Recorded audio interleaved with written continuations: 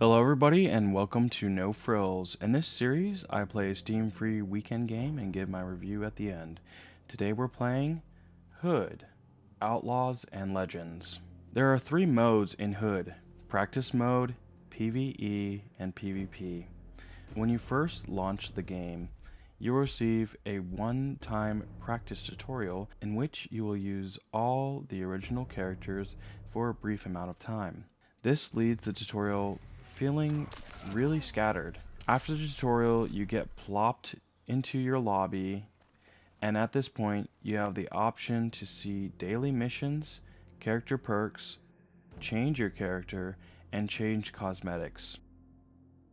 After queuing into one of the game modes and entering a lobby, you are unable to change perks or cosmetics. The first game mode I tried is called Practice Mode. Practice Mode is a online only mode where you have to queue up and get into a lobby and wait for other players. Once in your lobby, you could spend upwards of 20 minutes waiting for new players to join. You wouldn't be able to start the game unless you had a few other players at least readied up in your lobby. The longest queue time was over 5 minutes before I returned back to the hub. I don't doubt that the practice mode needs to be removed from the game. This game already has issues with an incredibly small player base that having a practice mode fragments the players even more. After playing for a while and learning how to play properly, there's honestly nothing to lose from playing PvE or PvP from the get-go. No practice needed. And ultimately, the practice mode is a obsolete mode. The next mode I'd like to go over is PvE. PvE is by far the next worst mode in my opinion. In this mode, you fight against NPC antagonists, the state. NPCs function exactly as they do in 4v4 PvP, with few exceptions. In this mode, the sheriff has one goal. After he knows your team is wenching the treasure, he will beeline straight to the wench and pulverize it. A nearly unstoppable force, the sheriff will let nothing get in his way. He will instantly kill any player who steps close to him. This forces your team to have a John or a Robin, because only these 2 classes can kill the sheriff. They don't outright kill the sheriff, in fact, they just knock him out for quite some time, giving you plenty of time to wench the treasure and win the game. While wenching the treasure, sentries appear in a series of waves from all directions. If the sheriff destroys your wench, you lose. If your team successfully wenches the treasure, you win. The reason why I say PvE is the worst playable game mode is because I don't count practice as a game mode, period, which leaves only PvE and PvP as a playable game mode. You can put so much time and effort into this mode, and if you don't have a very skillful Robin or John that knows what they're doing and kills the sheriff to allow your team to win the game, you better kiss your butt goodbye.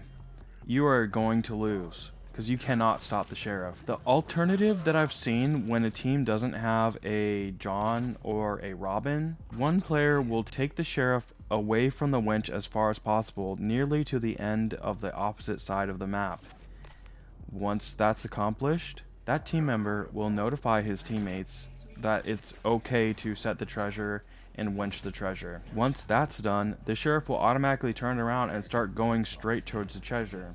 This really extends the game mode out to a unreasonable length, because the sheriff will sometimes kill the player who's trying to take him away from the treasure. This is a terrible game design, and it's a terrible strategy in general. There needs to be ways for all the characters in some way to at least slow down the sheriff, or do something to him. Now, onto the final game mode, PvP. In PvP, you need to evade the state and fight other players to capture the key, find the vault, and escape. PvP mode is the best this game has to offer.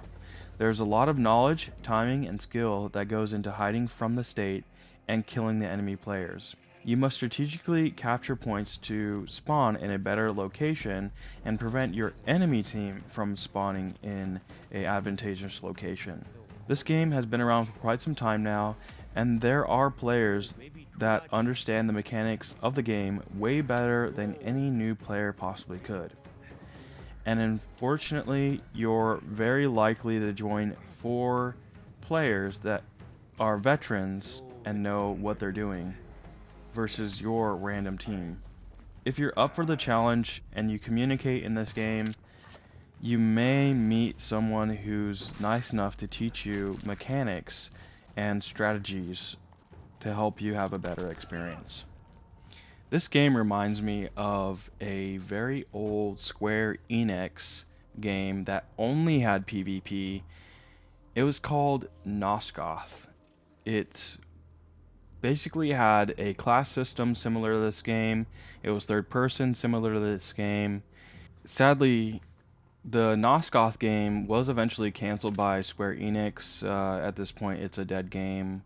Just the fact that Hood reminded me of that game a lot brought in a lot of nostalgia for early, free-to-play computer games. Okay, let's get into the comparison. On Steam, Hood, Outlaws, and Legends has a recent review score of mixed and an all-time review score of mixed. And on Metacritic, Hood has a critic score of 62 and a user score of 3.9. I would say this game is a 2 out of 10. Even though I did buy this game outright after playing the Steam weekend, I still wouldn't recommend it to anyone unless it goes free to play. I'll play this game on the side, accept it for its flaws, and watch the developers over time.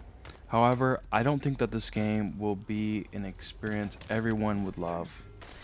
It's incredibly flawed, and if you like what you see in the review, maybe you'll try it, but you've been warned.